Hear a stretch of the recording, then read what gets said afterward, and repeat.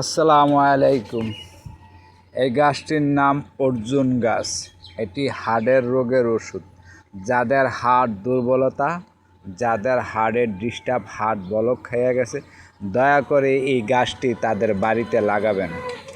লাগিয়া তাহাজ্জুদ নামাজ পড়ে এই গাছটির কাছে আসবেন। আর যাদের দুর্ভাগ্য, হাড়ে টাবলতা দিতেছে, এরকম পাতা সুন্দর করে ছিঁড়ে সুন্দর করে বিসমিল্লা বিসমিল্লা বলে খেয়ে ফেলবেন।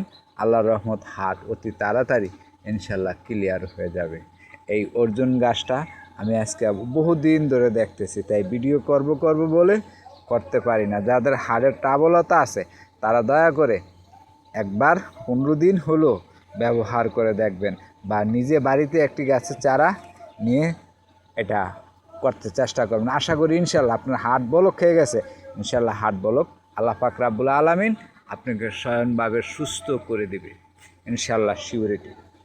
আল্লাহ রাসূল দয়ায় আপনারা যদি পারেন এই সেবনটুকু করবেন, নিজেরটা নিজে করেন। মানুষকে বেশি বিশ্বাস করা যায় না এখন, কেন?